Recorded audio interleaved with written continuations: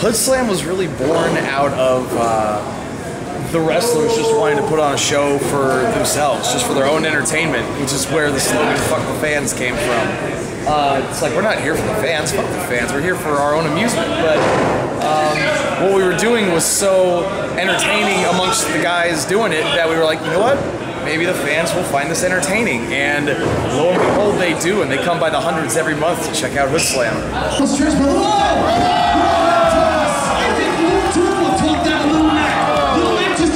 Tell me what it's like being a ref at Hoodslam. Crazy.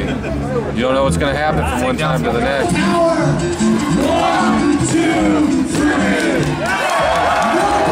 3. So much that goes into a 3.5 hour show, but it is so much fun for everybody involved. This truly is a passion project. And when you see how much fun everybody has, not just the fans, but the performers, it just makes it all worth it. My name is Shane Hansen. I wrestle as Doc Atrocity. I am the booker for Hoodslam.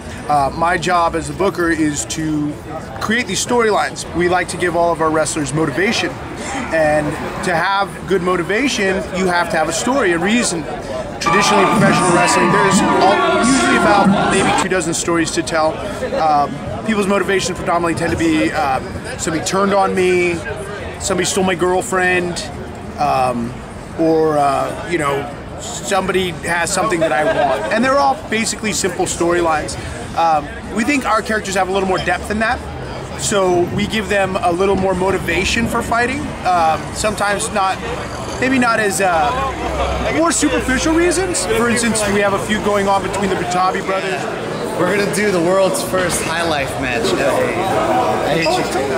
Anthony Butabi and his brother Johnny Drinko Butabi, they're feuding with each other not because anybody stole anybody's girlfriend or turned on anybody, but because one likes Sega and the other one likes Nintendo.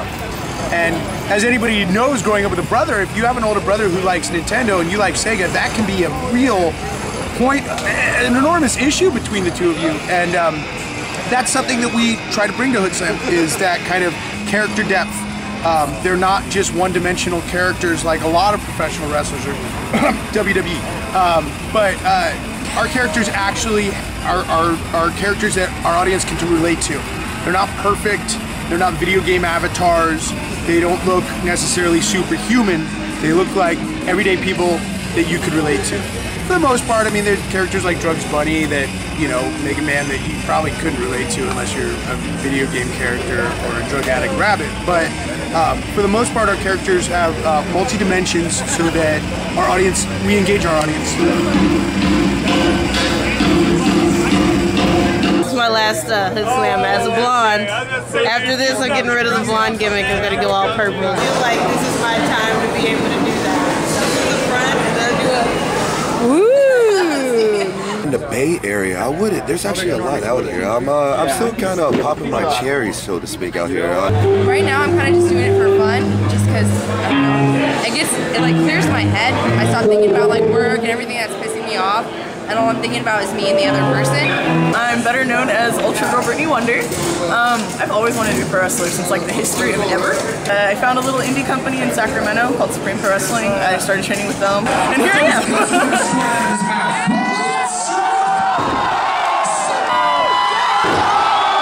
I'm basically a 1980s style breakdancer, part of my crew with Planet Rock, which is B-Boy and Boombox.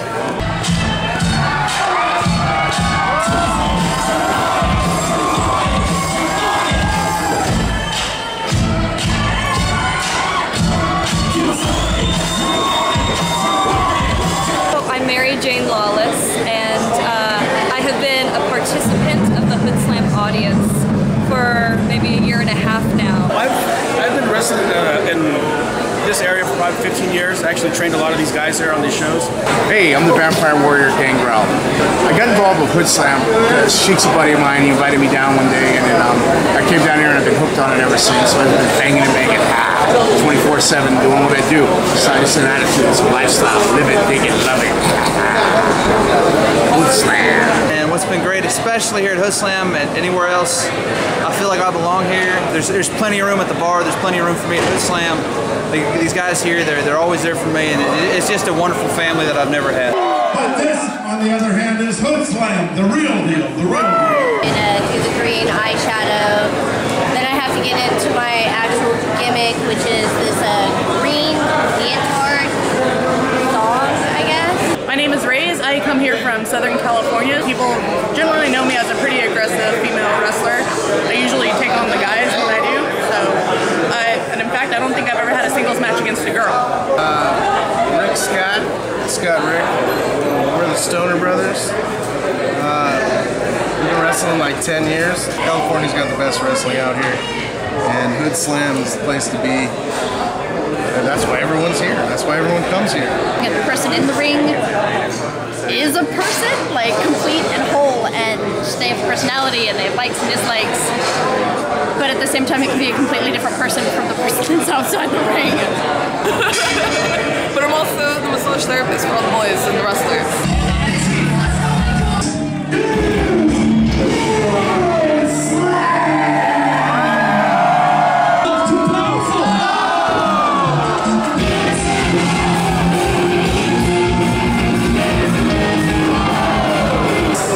It's a mixture of everything, right?